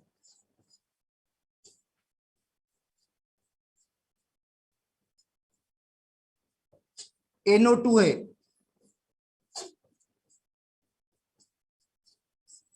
HNO3 बन जाता है, NO भी बन जाता है इसके साथ। तो ये देखो नाइट्रिक एसिड बन गया और इनकी वजह से एसिड रेन पड़ती है। ये बेटा ये गैसेस जो है एसिड रेन पैदा करती हैं। Nitrogen dioxide, sulphur dioxide, sulphur trioxide, carbon dioxide जो एटमॉस्फेयर में मौजूद हैं ये एसिड रेन पैदा करती हैं और एसिड रेन की वजह से जो घर का मार्बल होता है वो भी खराब हो जाता है और जो लोहे की चीजें होती हैं उनको जंग लग जाता है। Higher the concentration of acid rain, corrode marble, marble में भी कोरियन होगी faster than the lower concentration. अगर एसिड रेन की कंसंट्रेशन लोअर है तो उतनी मतलब उनको ऑक्सीडाइज नहीं होगा या उसको खराब नहीं होगा मार्बल, ठीक है। दूसरी बात, कभी कभी ऐसा होता है स्टमक में एसिडिटी पैदा हो जाती है। देखो तेजाबी चीजें खा लेते हैं हम, एसिडिटी हो जाती है, गोश्त वगैरह अंडे वगैरह खाने से एसिडिटी पैदा होती है, ठीक है। तो उसको न्यूट्रलाइज कौन करता है, बेस। जाहिर उसके लिए हम बेस चाहिए, बेस की कंसंट्रेशन चाहिए, ठीक है। उसके लिए हम इनो फ्रूट साल्ट इस्तेमाल करते हैं क्योंकि उसके अंदर बेस है, वो न्यूट्रलाइज कर देगा एसिड को, ठीक है। जितनी ज्यादा एसिडिटी होगी उसका मतलब इसको न्यूट्रलाइज करने के लिए जो बेस का अमाउंट चाहिए या जो फ्रूट साल्ट चाहिए उसका अमाउंट भी ज्यादा चाहिए। The rate of reaction depends upon the reacting molecules. जो रेट ऑफ रिएक्शन है वो डिपेंड करता है रिएक्टेंट के मॉलिक्यूल्स पे, जो रेट ऑफ रिएक्शन है वो डिपेंड करता है रिएक्टेंट के मॉलिक्यूल्स पे। The frequency with which molecules collide, जाहिर मैंने आपको बता दिया फ्रीक्वेंसी ऑफ द कोलियन पे डिपेंड करता है। जितनी फ्रीक्वेंसी कोलियन ज्यादा होगी रेट ऑफ रिएक्शन भी उतना ज्यादा होगा। अच्छा, fast is expected by the law of mass section, law of mass section मुताबिक रेट ऑफ रिएक्शन जो है वो डायरेक्टली प्रोपोर्शनल है कंसंट्रेशन के। जितनी कंसंट्रेशन ज्यादा होगी उतना रेट ऑफ रिएक्शन भी ज्यादा होगा। Higher the concentration higher the rate of reaction. ठीक है, आगे क्या कह रहा है ये, लाइमस्टोन कैल्शियम कार्बोनेट जो एसिड के साथ रिएक्ट करेगा उसमें भी कंसंट्रेशन होगी। अगर लाइमस्टोन को एसिड के साथ हम रिएक्शन करा दें, एसिड की जितनी ज्यादा कंसंट्रेशन होगी रेट ऑफ रिएक्शन भी उतना ज्यादा होगा। अगर एसिड को डाइल्यूट यूज करेंगे तो रेट ऑफ रिएक्शन भी स्लो हो जाएगा। अच्छा, उसके बाद किसी रिएक्शन की हम कंबशन करते हैं, अगर कंबशन एयर के अंदर मौजूद है, कंबशन एयर के अंदर कर रहे हैं तो एयर में ऑक्सीजन 21% है, ये नोट कर दो। एयर के अंदर जो ऑक्सीजन का परसेंटेज 21 है तो कंबशन स्लो होगी। अगर प्योर ऑक्सीजन यूज करेंगे तो कंबशन फास्ट हो जाएगी। तो प्योर ऑक्सीजन का मतलब 100% ऑक्सीजन होगी वो। बेटा अगर ऑक्सीजन प्योर यूज करेंगे, 100% ऑक्सीजन यूज करेंगे तो कंबशन का रिएक्शन फास्ट होगा, की कंसंट्रेशन ज्यादा होगी तो वो मार्बल को ज्यादा खराब कर देगी या जो लोहे की चीजों को ज्यादा जंग लगा देगी। ठीक है, अगर लो कंसंट्रेशन होगी तो इतना ज्यादा खराब नहीं होगा। ठीक है, उसके बाद है नेचर ऑफ द रिएक्टेंट।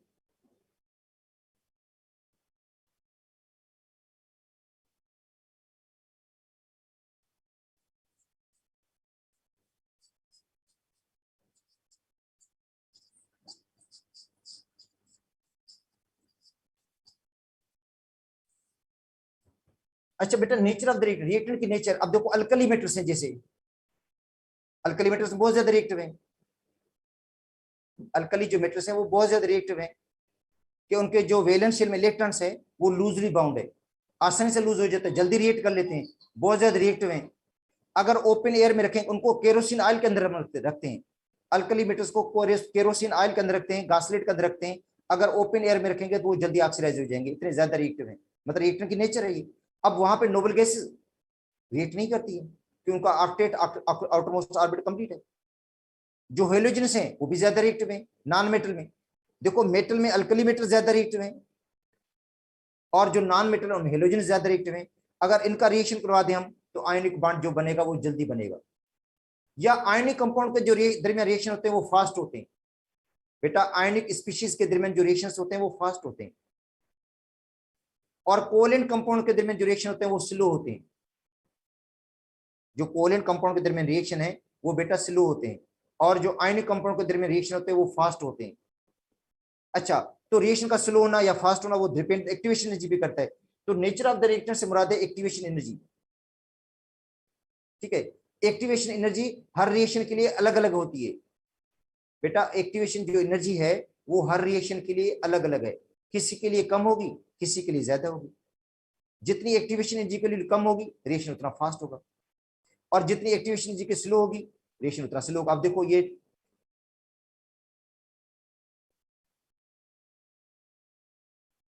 तो यहां रोल किसका है बेटा, एक्टिवेशन एनर्जी का है।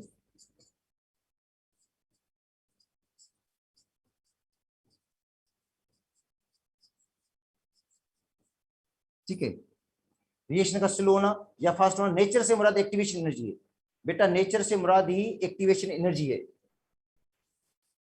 ठीक है, अब देखो 2CO प्लस O2 बन गया 2CO2। ये रिएक्शन स्लो है।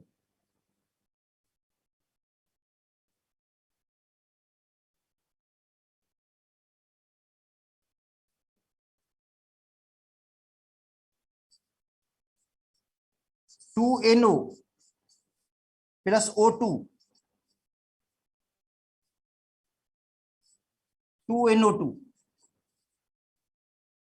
गैस, ये रिएक्शन फास्ट है। हालांकि कोलियन प्रोबेबिलिटी सेम है, कोलियन की जो प्रोबेबिलिटीज है वो सेम है क्योंकि दो इसके मोल, एक इसका, इसके दो मोल, इसका भी एक मोल। कोलियन प्रोबेबिलिटी तो सेम है मगर रेट ऑफ रिएक्शन सेम नहीं है।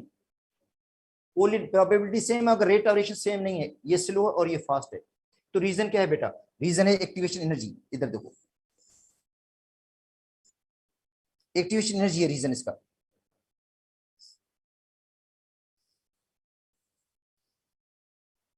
ये देखो ये CO है बेटा, CO इसकी एक्टिवेशन एनर्जी की वैल्यू हाई है,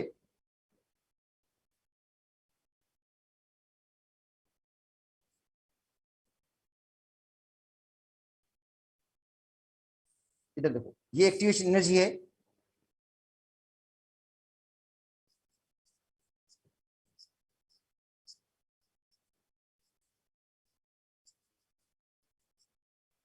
जो CO की ज्यादा है, मगर NO की देखो कि कम होगी, इधर ऐसे ये NO है उसकी एक्टिवेशन जी जो बहुत ही कम है, NO की एक्टिवेशन जी कितनी है,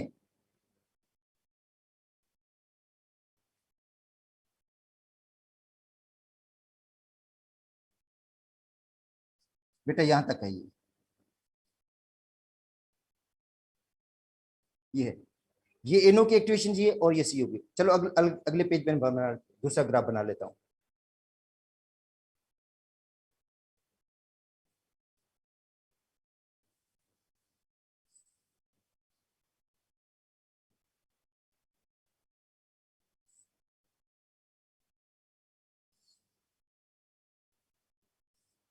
ये देखो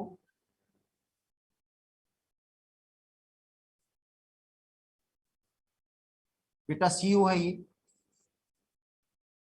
और ये CO की क्या है, एक्टिवेशन एनर्जी है।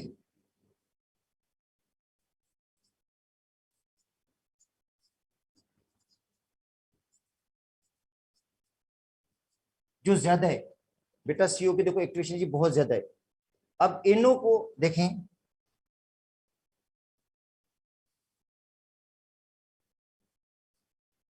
ये एक्टिवेशन एनर्जी NO की कम है, NO की यहां तक आएगी एक्टिवेशन एनर्जी,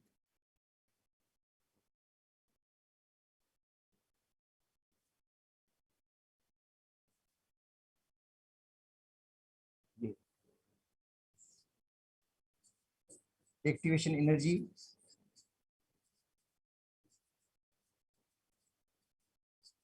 ऑफ NO और एक्टिवेशन एनर्जी ऑफ CO। तो CO की ज्यादा वैल्यू है और NO की वैल्यू कम है, देखो एक्टिवेशन एनर्जी, इसलिए NO का रिएक्शन क्या होगा, फास्ट होगा, और CO का रिएक्शन क्या होगा, स्लो होगा। तो बेटा रिएक्शन का स्लो होना फास्ट होना पहले भी हम बता चुका हूं कि एक्टिवेशन एनर्जी पे डिपेंड करता है। तो नेचर ऑफ द रिएक्टेंट से मुराद है एक्टिवेशन एनर्जी, या इसको देख लो AgNO3 प्लस NaCl, ये आयनिक कंपाउंड्स हैं, तो बन गया AgCl, सॉलिड प्रेसिपिटेट बना लेगा,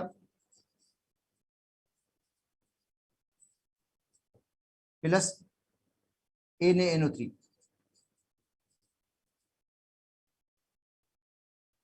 तो रिएक्शंस बिटवीन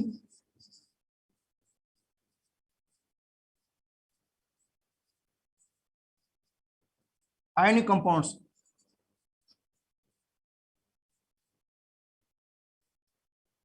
are fast।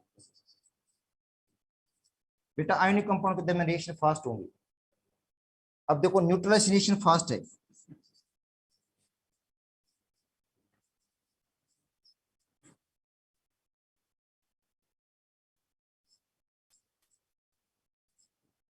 अच्छा एसिड प्लस बेस,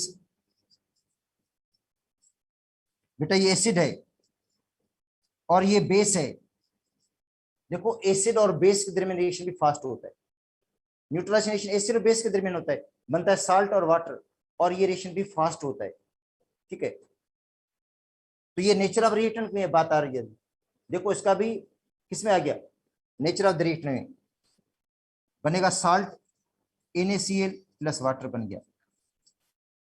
तो reaction between covalent compound slow, जो कोवैलेंट कंपाउंड के दरमियान रिएक्शन होते हैं बेटा वो स्लो होते हैं, आयनिक कंपाउंड के दरमियान रिएक्शन देते हैं फास्ट होते हैं। तो यहाँ पे आ जाता है बेटा नेचर ऑफ द रिएक्टेंट, ये भी आपको मैं पढ़ा लेता हूँ, उधर से रीडिंग करवा लेता हूँ। The chemical reactivity of the element, जो एलिमेंट की केमिकल रिएक्टिविटी है is based on the electronic configuration, जाहिर है वो बेस्ड है इलेक्ट्रॉनिक कॉन्फ़िगरेशन पे, जो एलिमेंट की रिएक्टिविटी है वो बेस्ड है इलेक्ट्रॉनिक कॉन्फ़िगरेशन पे। अल्कली मैटर्स है 1 इलेक्ट्रॉन, अल्कली मेटल्स के आखिरी में एक इलेक्ट्रॉन है, एस ऑर्बिटल में जो जल्दी लूज कर देता है और हाईली इलेक्ट्रोपॉजिटिव एलिमेंट है और वाटर के साथ क्विकली रिएक्ट करता है compare to alkaline earth metals. Alkaline earth metals के मुकाबले में अल्कलाइन अर्थ मेटल्स इतने ज्यादा रिएक्टिव नहीं है जितने अल्कली मेटल रिएक्टिव है। अल्कलाइन अर्थ मेटल है 2 electrons in their S orbital, less electropositive हैं देन अल्कली मेटल, ये इतने इलेक्ट्रोपॉजिटिव नहीं है, जल्दी इलेक्ट्रॉन लूज नहीं करते हैं। तो रिएक्शंस हैविंग आयनिक कंपाउंड्स, ठीक है, और फास्टर। तो आयनिक कंपाउंड के दरमियान रिएक्शन जो होते हैं फास्टर होते हैं किससे? कोवैलेंट कंपाउंड से। This is because ionic reactions involve the combination of opposed ions, क्योंकि आयनिक कंपाउंड में अपोज्ड आयंस कंबाइन होते हैं जो जल्दी मिल जाते हैं, ठीक है, without involving the electron cloud, उसमें इलेक्ट्रॉन क्लाउड वगैरह नहीं होता है। Various reaction between covalent compounds involve the redistribution. जाहिर है अब एक बांड टूटेंगे दूसरे बांड बनेंगे, जिस तरह नाइट्रोजन हाइड्रोजन मिलकर अमोनिया बनाए तो नाइट्रोजन में ट्रिपल बांड था वो टूटेगा, हाइड्रोजन में सिंगल बांड था वो टूटेगा, फिर अमोनिया में दोबारा सिंगल बांड बनेगा। तो इसका मतलब ये है कि वो रिएक्शन क्या हो जाता है? स्लो हो जाता है बेटा रिएक्शन उनके दरमियान, कोवैलेंट कंपाउंड के दरमियान रिएक्शन। उसके बाद कंसंट्रेशन हो गया। उसके बाद यहाँ जो तरतीब दी गई उसको मैं पढ़ा रहा हूँ, surface area of the reaction. उसके बाद आखिर में आएगा टेम्परेचर, आएगा तो टेम्परेचर में पढ़ा लूंगा, जो इसके अंदर सीक्वेंस दी गई वो पढ़ा, उसी हिसाब से पढ़ा लेता हूँ।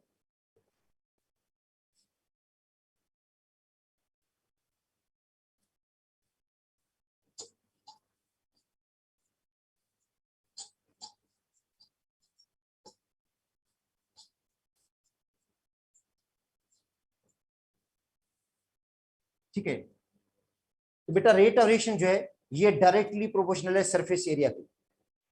देखो rate of reaction directly proportional किसके? सरफेस एरिया के।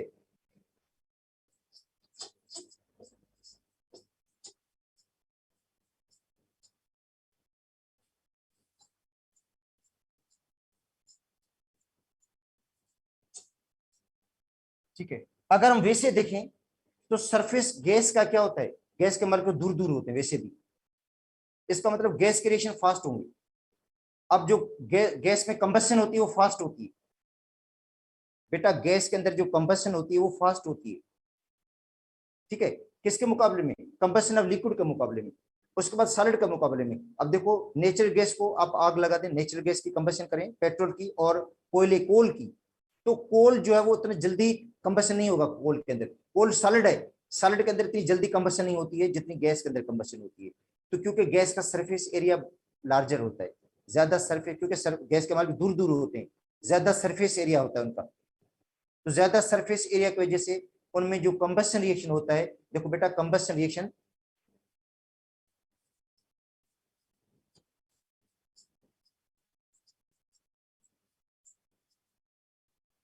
ज्यादा किस में होगा? गैस में होता है, then liquid, then solid. Combustion reaction की मैं बात कर रहा हूं, कंबशन सबसे ज्यादा गैस में होती है क्योंकि सरफेस एरिया बड़ा है उसका। सॉलिड का सरफेस, सॉलिड के जो पार्टिकल्स हैं क्लोजली पैक होते हैं, जैसे कोल है तो उसमें कंबशन का रिएक्शन इतना जल्दी नहीं होता जितना गैस के अंदर होता है। तो यहां भी सरफेस एरिया की बात आ रही है, ठीक है। इसके अलावा एवापोरेशन, जितना बड़ा सरफेस एरिया होगा रेट ऑफ एवापोरेशन ज्यादा होगा। अच्छा, सॉलिड और लिक्विड के सॉल्यूशन की बात करते हैं बेटा, देखो सॉलिड और लिक्विड उसके सॉल्यूशन की बात करते हैं। अब देखो जिंक है, ठीक है, जिंक सॉलिड है, plus ACL hydrochloric acid solution, dilute है तो जिंक क्लोराइड बनेगा प्लस हाइड्रोजन गैस बनेगी।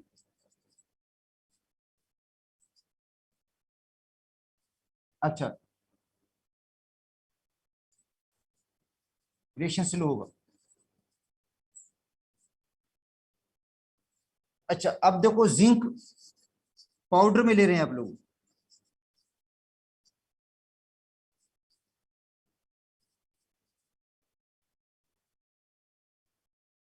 ठीक है, सॉलिड पीस था। अच्छा, ये पाउडर में लिया हमने, और एसीएल मोर कंसंट्रेट लिया हमने, हाईली कंसंट्रेटेड।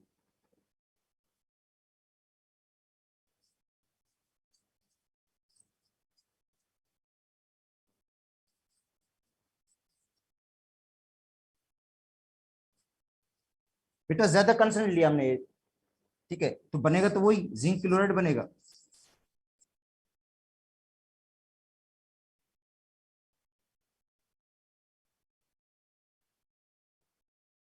और प्लस में हाइड्रोजन गैस बनेगी, हाइड्रोजन गैस मिलेगी, मगर ये रिएक्शन फास्ट होगा। रिएक्शन क्या होगा? फास्ट होगा। रीजन, एक तो हाइड्रोक्लोरिक एसिड कंसंट्रेटेड है, जिसकी वजह से रेट ऑफ रिएक्शन बढ़ेगा, डायरेक्ट कंसंट्रेशन बढ़ गई, रेट ऑफ रिएक्शन बढ़ेगा।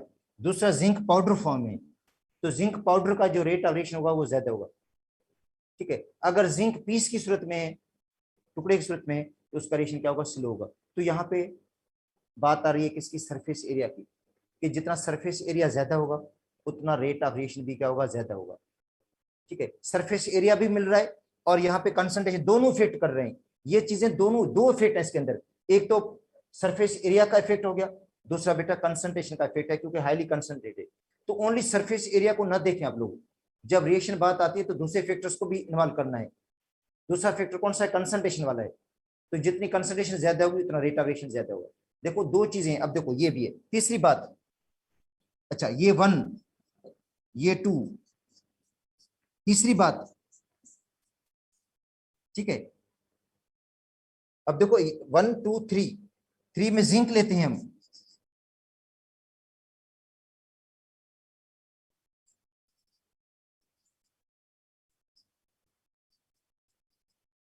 प्लस ACl लेते हैं कंसंट्रेटेड, जिंक क्लोराइड बनेगा और हाइड्रोजन गैस बनेगी।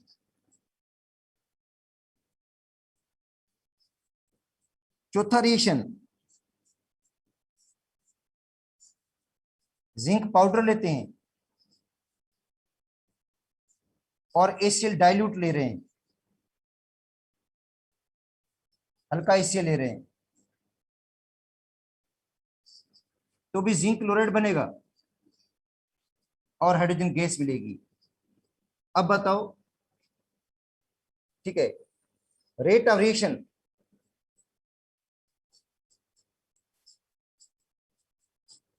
सबसे ज्यादा किसका होगा?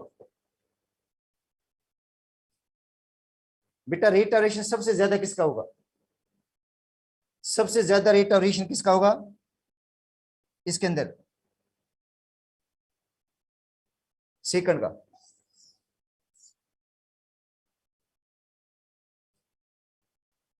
क्योंकि रेट जो है डायरेक्टली प्रोपोर्शनल है कंसंट्रेशन के, और रेट डायरेक्टली प्रोपोर्शनल है सरफेस एरिया के।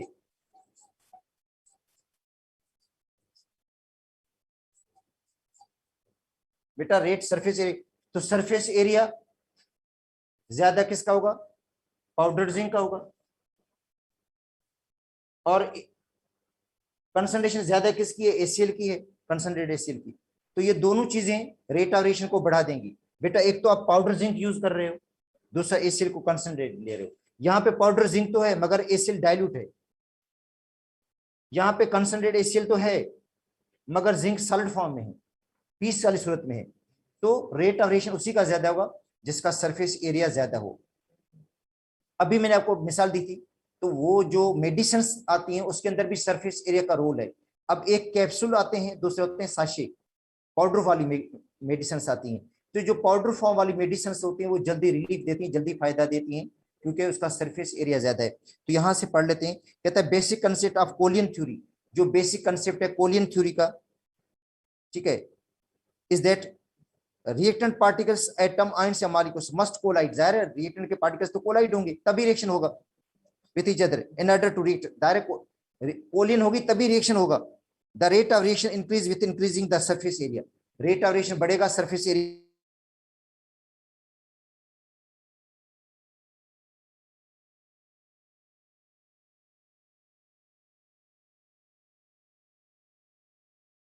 इंडिपेंडेंट है, तो वो ज्यादा रिएक्ट कर लेगा। अगर कोई चीज सपोज करते हैं सॉलिड फॉर्म में है तो उसका ऊपर वाला सरफेस जो है वो एक्सपोज है, बाकी जो इनर पार्टिकल्स हैं उन पर रिएक्टेंट के पार्टिकल्स पहुंच नहीं पाएंगे। बेटा देखो, अगर जो चीज पाउडर वाली है, ठीक है, उसके मॉलिक्यूल जो होते हैं वो ज्यादा सरफेस ऑक्यूपाई करते हैं, और जो पीस लेंगे आप लोग उसका ऊपर वाला सरफेस तो एक्सपोज होगा, मगर उसके जो इनर मॉलिक्यूल्स हैं वो एक्सपोज नहीं होंगे, वो डायरेक्ट रिएक्ट नहीं कर पाएंगे, सिर्फ सरफेस वाले मॉलिक्यूल्स इंटरेक्ट करेंगे। तो finally divided solid therefore, finally divided जो होता है ना, फाइनली डिवाइडेड का मतलब पाउडर फॉर्म में, ठीक है, वो ज्यादा रिएक्टिव है। किससे? बड़े पीस से। अगर बड़ा पीस लेंगे उतना ज्यादा रिएक्टिव नहीं होगा। इसी जैसे पाउडर जो जिंक है वो ज्यादा रिएक्टिव है। Powder zinc expose greater surface area, क्योंकि पाउडर जिंक का सरफेस एरिया ज्यादा है, ताकि वो HCl से कोलाइड हो पाएगा। This increase the number of collision, जाहिर कोलियन बढ़ेंगी, और कोलियन बढ़ने से रेट ऑफ रिएक्शन भी बढ़ जाएगा। और सेम रीजन है एल्यूमिनियम फॉइल, अगर एल्यूमिनियम को फॉइल को NaOH के अंदर डिजोल्व करते हैं तो उसमें भी यही सेम रीजन आ जाता है। एल्यूमिनियम अगर पीस की सूरत में लेंगे तो बेटा कम रिएक्टिव होगा, पाउडर की सूरत में लेंगे ज्यादा रिएक्टिव होगा। ठीक है। अब जो हमने बॉक्साइट की प्यूरिफिकेशन में पढ़ा था वो भी यही है, बॉक्साइट की प्यूरिफिकेशन कहते हैं ना, एल्यूमिनियम की प्यूरिफिकेशन बॉक्साइट में। तो बॉक्साइट को अगर हम पाउडर फॉर्म में लेंगे तो वो जल्दी रिएक्ट करेगी,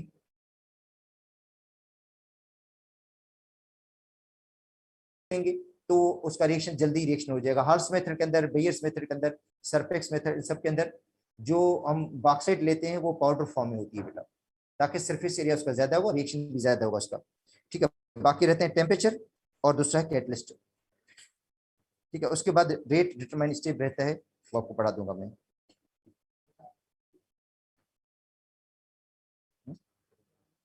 ना ना झिपड़े चिपड़ रहते हैं। हाँ, तब वो मुख्य प्राण बंधु को